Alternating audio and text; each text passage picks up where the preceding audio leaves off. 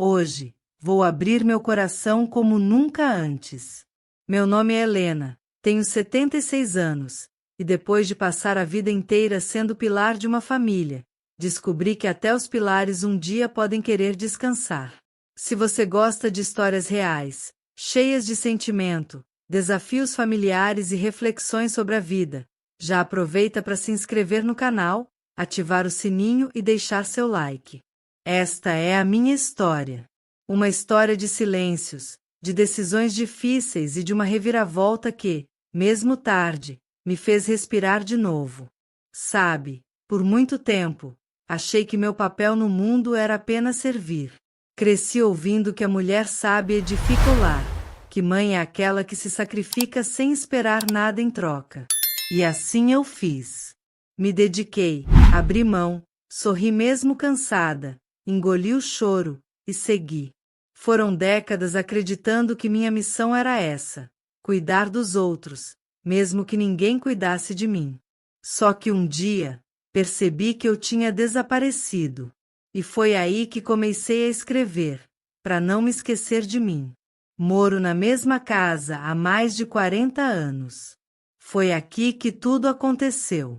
Aqui plantei minha vida, criei raízes, vi meus filhos crescerem, corri atrás deles no quintal, bordei enxovais, fiz bolos de aniversário e assisti ao tempo passar.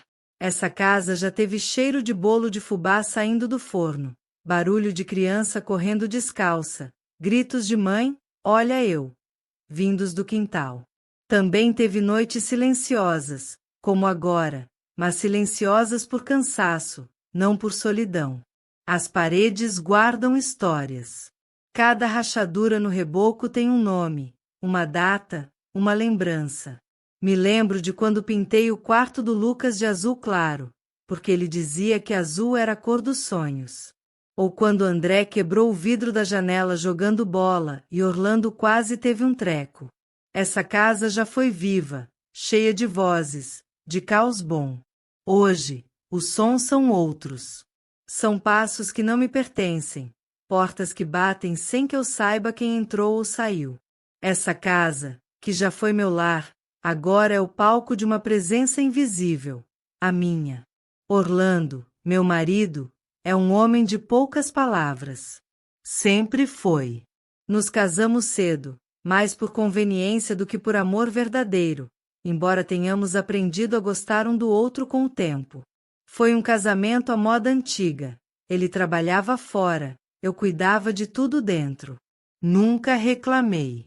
Naquela época, era assim que as coisas eram. Mas o tempo vai mostrando que afeto não se prova só com comida na mesa. Ele sempre achou que sustentar a casa era prova suficiente de amor. Nunca foi carinhoso, nunca disse que me amava, nem quando os filhos nasceram, nem quando meus pais morreram. Quando minha mãe faleceu, fiquei 3 dias sem comer direito, e ele só me perguntou uma vez se eu queria um chá. Hoje, aposentado, passo os dias diante da televisão, reclamando do noticiário ou dormindo na poltrona. Às vezes tento puxar assunto, mas ele responde com monossílabos, como se conversar fosse uma tarefa difícil. Me acostumei com essa ausência que anda de chinelo pela casa. Me acostumei a dormir com alguém que está sempre longe, mesmo quando está do meu lado. Temos 2 filhos, André, o mais velho, e Lucas, o mais novo. André sempre foi o mais ambicioso, mais próximo do pai. Desde pequeno, queria impressionar o Orlando, fazer tudo certo, ser o homem da casa. Lucas era diferente, mais sensível, mais observador. Sempre foi meu colo, meu confidente. Quando os irmãos brigavam, era ele quem vinha me abraçar e perguntar se eu estava bem. Meu coração sempre foi mais tranquilo perto dele. Depois que André perdeu o emprego, há 4 anos, ele e a esposa, Natália, vieram morar conosco. Disseram que seria por pouco tempo. Só até as coisas se ajeitarem, disseram. Mas o tempo passou, as coisas não se ajeitaram, e eles foram ficando. E junto com eles, vieram as mudanças silenciosas, aquelas que vão te tirando aos poucos do centro da própria casa. Um tapete novo aqui, uma louça diferente ali, um móvel que some sem explicação. E eu ali, calada, tentando entender onde eu tinha ido parar. No começo, tentei acolher. Preparei o quarto com carinho, lavei os lençóis, fiz bolo de cenoura com cobertura de chocolate, o preferido do André. Mas logo percebi que aquele abrigo temporário estava virando invasão. E não só física. Eles começaram a tomar decisões sem me consultar, como se a casa fosse deles. Eu passava a maior parte do dia no quintal, conversando com as plantas, porque era o único lugar onde ninguém mandava em mim. Natália, Natália. Sempre foi polida, daquelas que sorriem sem mostrar os dentes. Nunca foi grossa comigo, não diretamente. Mas tudo nela grita julgamento. Ela reorganizou minha cozinha sem pedir, doou minhas cortinas alegando que estavam ultrapassadas, trocou os quadros de lugar. Uma vez, jogou fora minha tábua de carne preferida porque estava velha demais. Eu não disse nada. Engoli. Engoli como engulo café frio quando alguém o esquece na mesa. Me sentia hóspede dentro do meu próprio lar. Tudo que era meu foi sendo substituído sem que ninguém me perguntasse se eu estava de acordo. Até minha poltrona preferida desapareceu da sala. Quando perguntei, Natália disse que achava que ela não combinava com a decoração nova. E André não disse nada. Só me olhou como quem olha para uma criança birrenta. Foi ali que entendi, eu já não mandava mais em nada. Nem em mim. André, meu filho, aquele mesmo menino que eu embalei nas madrugadas com febre, hoje só me vê como um lembrete de uma vida que ele quer deixar para trás. Quando reclamo de alguma coisa, ele suspira, impaciente. Mãe, a gente te ajuda em tudo. Você não tem do que reclamar. Mas a tal ajuda vem sempre com um preço. Quando peço silêncio, eles fazem mais barulho. Quando peço espaço, ocupam mais. Quando digo que estou cansada, eles dizem que estou exagerando. Aos poucos, fui aprendendo a me calar. As palavras que antes fluíam, agora ficam presas na garganta. Engolidas. Amargas. Às vezes, à noite, me pego olhando para o teto, lembrando das vezes em que segurei a mão dele quando tinha medo de dormir sozinho. Lembro do cheiro do shampoo de criança, dos desenhos espalhados pela casa, dos cadernos rabiscados. E me pergunto onde foi que nos perdemos. Talvez ele tenha crescido demais, ou eu tenha encolhido demais nos cantos da casa. Talvez ele tenha esquecido que antes de ser sua mãe, eu também sou gente. Meu refúgio passou a ser o quintal. Sentar perto das plantas, com meu caderninho no colo e uma xícara de chá nas mãos, virou minha terapia. Nele, escrevo tudo o que não posso dizer. Meus medos, minhas saudades, meus desejos escondidos. Escrevo como se estivesse conversando comigo mesma, ou com a mulher que eu fui e que, de certa forma, ainda resiste dentro de mim. Escrevo para não esquecer que existo. A escrita virou meu espelho, meu grito mudo, minha última forma de resistência. Às vezes, fico lá fora até o sol se pôr, só para evitar entrar de volta naquela casa que já não é minha. As flores não julgam. As plantas não tomam decisões por mim. Elas apenas crescem, em silêncio, com paciência. Me ensinam a esperar, a resistir. E ali, entre vasos e ervas aromáticas, encontro um pedacinho de paz. O quintal virou meu esconderijo emocional, meu pequeno território livre. Lucas mora longe. Foi para outro estado trabalhar. Sempre foi o mais sensível, o mais próximo de mim. Mas a vida? A vida corre. Ele liga, sim, mas sempre apressado. Mãe, tá tudo bem? Que bom. Depois eu ligo com calma. E esse depois nunca chega. Eu entendo. Eu sempre entendo. Porque é mais fácil entender do que cobrar. Porque mãe, até quando sente dor, disfarça. Porque fui criada para ser forte, para ser suporte, para ser base. Mas quem suporta a base quando ela trinca? Há dias em que olho para o celular só para ver se tem alguma mensagem dele. Às vezes tem um meme, uma figurinha. Outras vezes, silêncio. E nesse silêncio, preencho as lacunas com lembranças. Da risada dele ao ver um filhote de gato, da maneira como me chamava de minha véia quando queria me agradar. Lembranças que aquecem e doem ao mesmo tempo. Outro dia escrevi no meu caderno: quando foi que parei de ser protagonista da minha vida? E fiquei encarando essa pergunta por horas. A verdade é que eu mesma fui me empurrando para o canto. Fui cedendo, cedendo, até que tudo que me restou foi o que ninguém mais quis ocupar. Mas agora, sinto que algo dentro de mim está mudando. Talvez seja o tempo. Ou talvez seja só a vontade de não desaparecer em silêncio. Um dia, quase desmaiei varrendo o quintal. Senti uma tontura repentina. A vassoura escapou das minhas mãos e precisei me sentar no banco de madeira sob a jabuticabeira.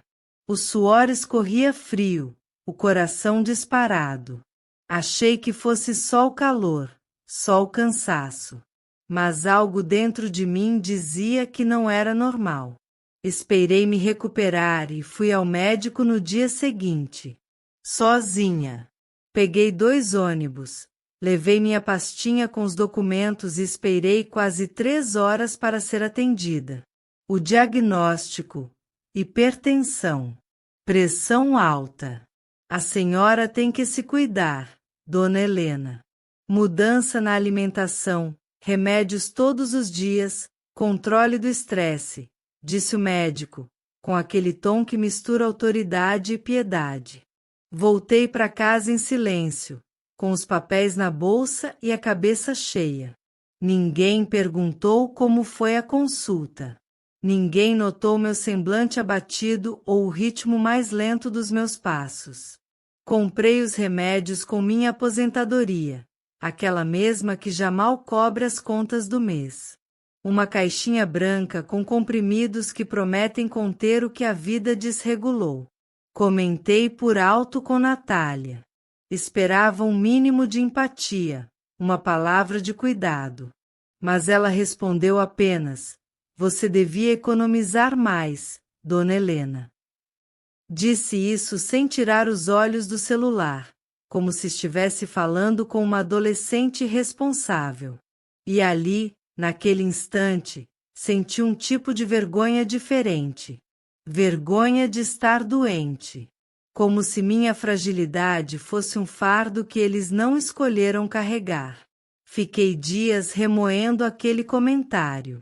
Lembrei das vezes em que andava quilômetros a pé para levar os filhos ao médico, do quanto apertei o orçamento para comprar antibiótico, dos chás que preparei nas madrugadas. Agora, eu era só um peso. Uma velha que gasta demais e reclama demais. Com o tempo, comecei a sentir uma mistura sufocante de raiva e tristeza. Como se estivesse encolhendo dentro de mim mesma, como uma planta esquecida em um vaso pequeno demais. Um incômodo constante, como uma roupa apertada que já não serve mais. Mas em vez de trocar de roupa, eu fingia que estava tudo certo. Colocava um sorriso, preparava o café, calava a dor. Até que um dia, passando pelo corredor, ouvi. Natália disse para André, com aquele tom de quem decide o destino dos outros: sua mãe está começando a dar trabalho. A gente vai ter que resolver isso. Eu parei, petrificada. André não disse nada. Só assentiu com a cabeça, como quem concorda com a previsão do tempo. Continuou mexendo no celular, indiferente. Naquele momento, levei um tapa sem mão. Um tapa na alma. Naquela noite, não preguei os olhos. A cena se repetia na minha cabeça como um disco riscado. Eu, parada no corredor, ouvindo minha sentença. Não era mais mãe. Era um problema. Um móvel velho que ninguém tem coragem de jogar fora, mas que já atrapalha a decoração. Percebi que precisava sair dali, antes que desaparecesse por completo. Comecei a imaginar um outro lugar. Um cantinho só meu. Não precisava de muito. Uma sala, um quarto, uma cozinha simples. Mas que fosse meu. Onde ninguém trocasse meus quadros, ninguém mexesse nas minhas coisas, ninguém me calasse com sorrisos educados. Onde eu pudesse existir de novo. Onde eu pudesse respirar. No dia seguinte, tomei coragem e liguei para Lucas. Pedi que viesse me visitar. Não expliquei nada, só pedi. Quando ele chegou, meu coração disparou. Sentei com ele no quintal, abri meus cadernos, mostrei os remédios, contei da conversa no corredor. Contei tudo. Pela primeira vez em muito tempo, alguém me ouviu com o coração aberto. Sem pressa, sem julgamento. Chorei. Chorei como há muito não chorava. E o mais importante, chorei sem me desculpar depois. Lucas me abraçou forte, como quem segura algo precioso e frágil. E naquele abraço, senti que ainda havia em mim um resto de força. Uma semente. Algo que, se bem cuidado, ainda podia florescer. Lucas chegou no final de tarde, a expressão no rosto mais sombria do que o céu de inverno. Mal tirou os sapatos, já começou a falar. Mãe, isso é inadmissível.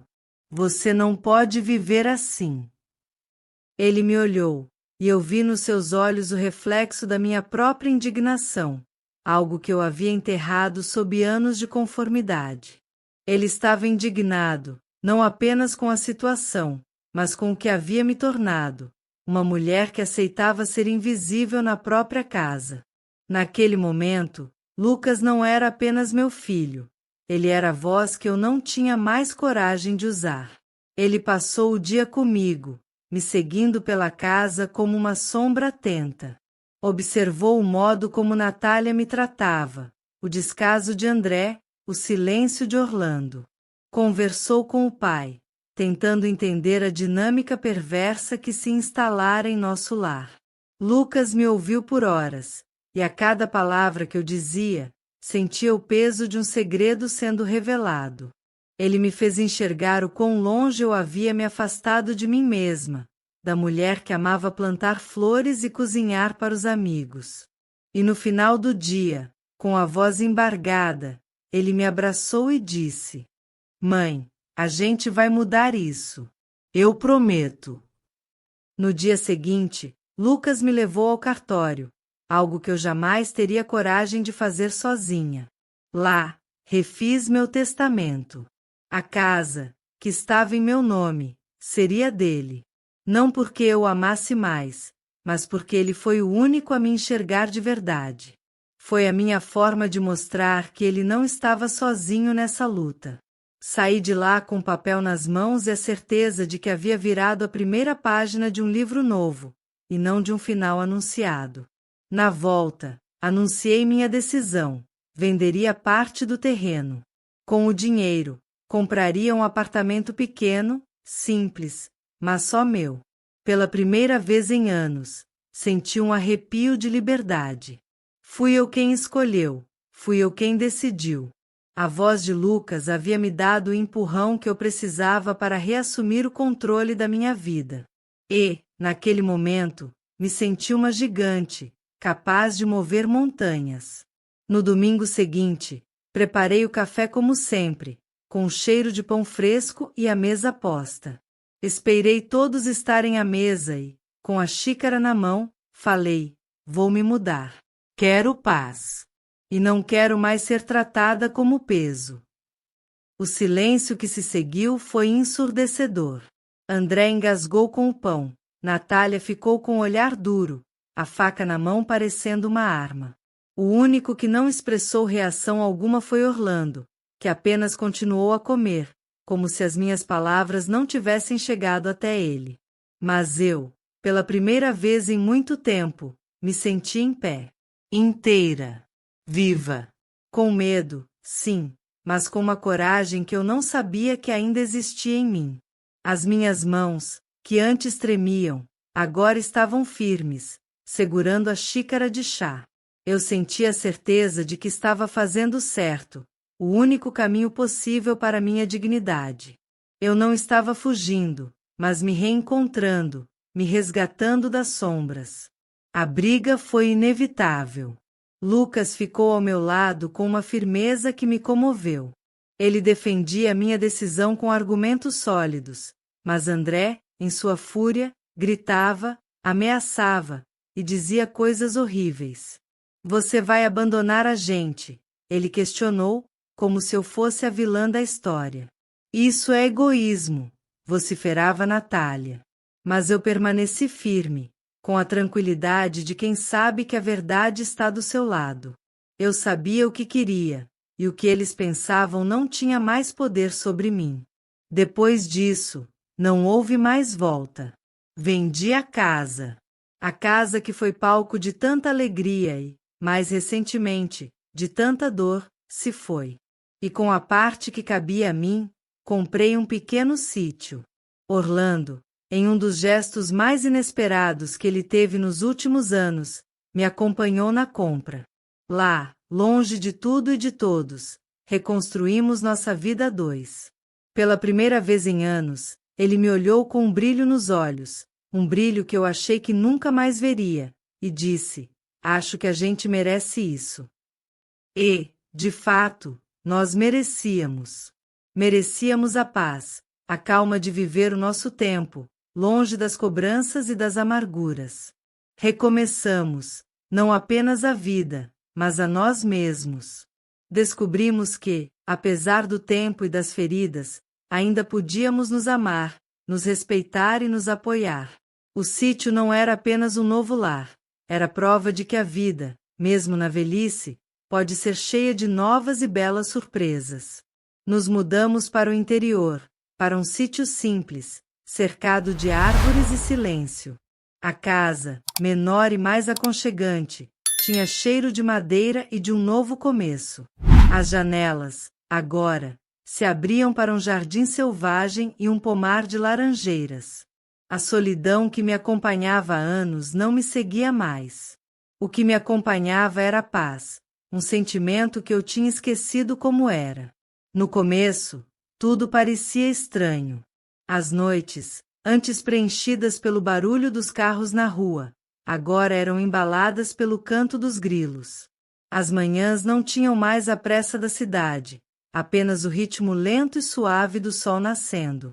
Senti um medo bobo, como de uma criança perdida, mas a mão de Orlando me confortou e me guiou. A cada dia, eu me sentia mais viva, mais presente. A vida, no sítio, tinha um ritmo próprio, ditado pela natureza. Os dias eram preenchidos por pequenas tarefas que me davam um enorme prazer. Fiz amizade com os vizinhos, gente boa e simples. Lembro-me de quando Dona Maria, uma senhora de mãos calejadas, me convidou para o almoço de domingo. A mesa farta, o cheiro de comida caseira, as gargalhadas altas. Foi o primeiro de muitos domingos que passamos juntos. Logo eu estava envolvida nas atividades da pequena comunidade. Comecei a aprender a fazer pão caseiro, seguindo a receita da avó de Maria, e o cheiro do pão assando era a minha alegria da manhã. Aos poucos, passei a cuidar de uma pequena horta. Planta-se sementes, e rega-se com carinho, não apenas para colher, mas para se reconectar com a terra, para entender que a vida floresce mesmo quando pensamos que já não há mais esperança. O mais importante de tudo era que eu comecei a sorrir de verdade. Um sorriso que vinha de dentro, não aquele sorriso de fachada que eu mantinha na cidade para não preocupar os filhos.